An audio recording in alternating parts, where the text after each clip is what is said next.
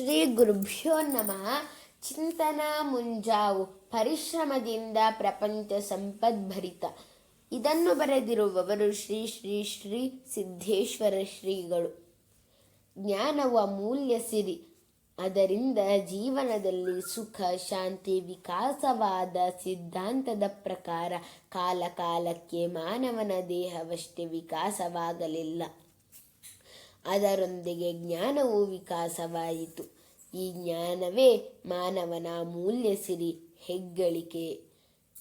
ತನು ಮನ ಬುದ್ಧಿ ಇವು ನಮ್ಮಲ್ಲಿರುವ ಜ್ಞಾನ ಸಾಧನಗಳು. ಅವುಗಳಲ್ಲಿ ನಾವು ಲೌಕಿಕ ಸಿರಿ ಸಂಪದದ ಗಳಿಕೆಗಾಗಿ ಬಳಸುತ್ತೇವೆ. ಹಗಲು ರಾತ್ರಿ ಪ್ರಾಪಂಚಿಕ ಸುಖಕ್ಕಾಗಿಯೇ ದುಡಿಯುತ್ತೇವೆ.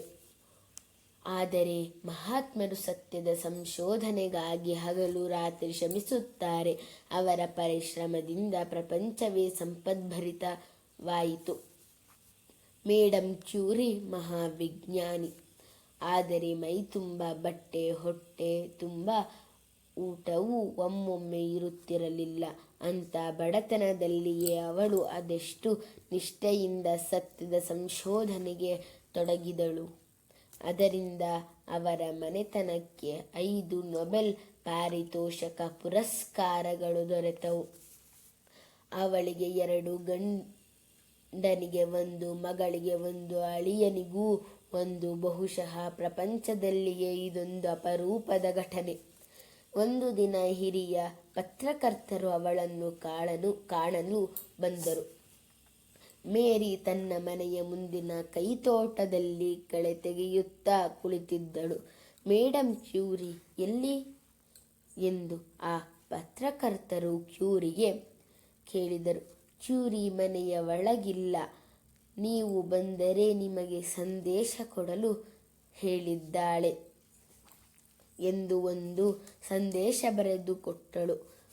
ವ್ಯಕ್ತಿಗಿಂತ ವಿಶ್ವದಲ್ಲಿ ಆಸಕ್ತಿ ತಾಳಿರಿ ಎಂಬುದೇ ಅವಳ ಸಂದೇಶವಾಗಿತ್ತು.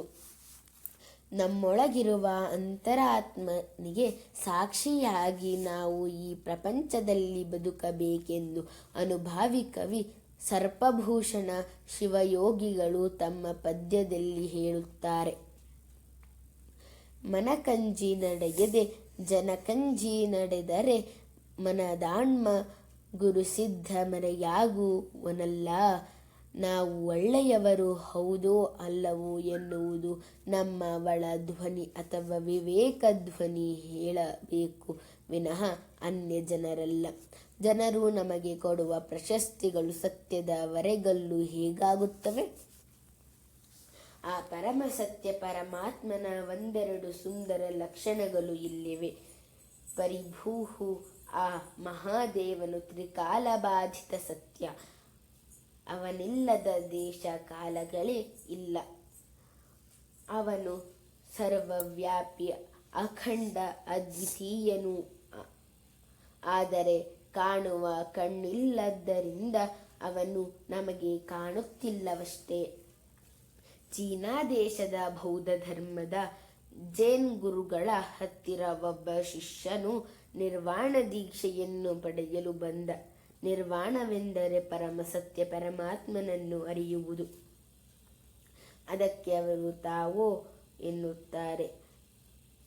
ಆ ಶಿಷ್ಯನನ್ನು ಕರೆದು ಗುರುಗಳು, ಆ ಹೂದೋಟದಲ್ಲಿ ಏನೇನಿದೆ ನೋಡಿ ಬಾ ಎಂದು ಹೇಳಿದರು.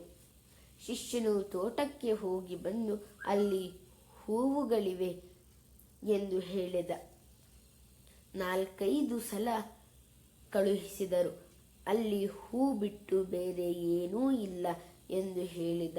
ಆಗ ಗುರುಗಳು ಹೇಳಿದರು, ಆ ಹೂವನ್ನು ತೋರಿದ ಬೆಳಕು ಅಲ್ಲಿ ಇರಲಿಲ್ಲವೇ? ಈ ಮಾತನ್ನು ಕೇಳಿದ ಶಿಷ್ಯ ಹೌದು ಗುರುಗಳೇ ಎಂದು ತಲೆ ತಗ್ಗಿಸಿ ನಿಂತಿದ್ದ.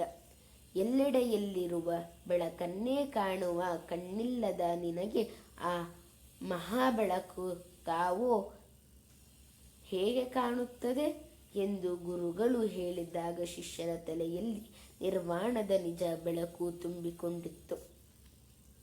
ನಾವು ನಮ್ಮ ಮನೆ ಮಠದಲ್ಲಿರುವ ವಸ್ತು ಒಡವೆಗಳನ್ನೆಲ್ಲ ನೋಡುತ್ತೇವೆ. ಆದರೆ ಆ ಎಲ್ಲ ವಸ್ತುಗಳಿಗೆ ಆಶ್ರಯವಾಗಿರುವ ಆಕಾಶವನ್ನೇ ನೋಡುವುದಿಲ್ಲ.